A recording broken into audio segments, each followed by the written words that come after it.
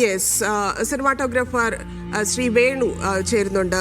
വലിയ നഷ്ടമാണ് മലയാള സിനിമയെ സംബന്ധിച്ച് മാത്രമല്ല, നമുക്കറിയാം അദ്ദേഹം എല്ലാ മേഖലയിലും, ഇപ്പം അദ്ദേഹത്തിന്റെ പൊളിറ്റിക്സ് ആണെങ്കിലും സിനിമയാണെങ്കിലും എല്ലാ രീതിയിലും അദ്ദേഹം ആക്റ്റീവായിരുന്ന ഒരു മനുഷ്യനാണ് ഇല്ലാതാവുന്നത്. താങ്കൾ എങ്ങനെ ഓർക്കുന്നു ശ്രീനിയെ?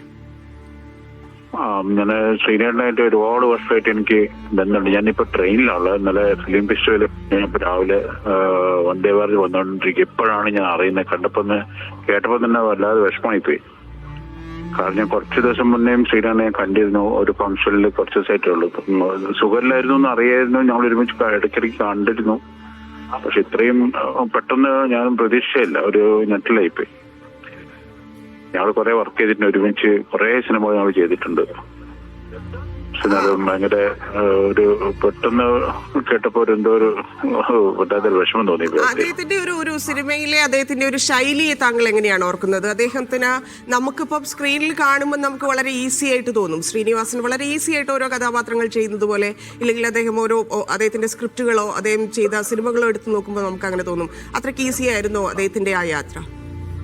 തീർച്ചയായിട്ടും. കാരണം എനിക്ക് ശ്രീനാഥ് എന്ന് പറയുമ്പോൾ ഞാൻ കുറച്ച് ഒരുപാട് പടങ്ങൾ വർക്ക് ചെയ്തിട്ടില്ലെങ്കിൽ പോലും ഞാൻ ഇപ്പൊ കുറച്ച് കൂടെ വർക്ക് ചെയ്തിട്ടുള്ളൂ. ഇപ്പൊ ഞാൻ ഇഷ്ടം, പിന്നെ കിന്നരി പിഴരും, പിന്നെ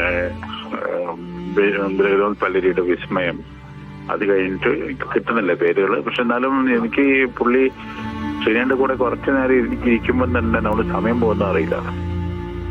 അപ്പൊ എന്തെങ്കിലും പറഞ്ഞ ഭയങ്കര രസമാണ്. ശരി, കുറച്ചു നേരം പോലും പുള്ളിയോട് ഇരിക്കുമ്പോൾ ഓരോ തമാശകൾ പറയുകയും ചെയ്യും. അത് ഭയങ്കര എനിക്ക് ഭയങ്കര ഇഷ്ടമുള്ള ഒരു വ്യക്തിയാണ്. ഞാൻ പിന്നെ എറണാകുളം പോയപ്പോൾ പല പ്രാവശ്യം ഞാൻ ശ്രീധരനായിട്ട് ഒന്ന് രണ്ട് സ്ക്രിപ്റ്റ് ഡിസ്കഷൻ ഇരുന്നിരുന്നു കുറച്ചു മുന്നേ. ഈ കുറച്ച് രണ്ടു മൂന്ന് കൊല്ലം മുന്നേ. അപ്പൊ ഞങ്ങൾ വളരെ അടുപ്പായിരുന്നു. പക്ഷെ ഇത് എന്താ പറയേണ്ടതെന്ന് സത്യത്തിൽ കിട്ടുന്നില്ല.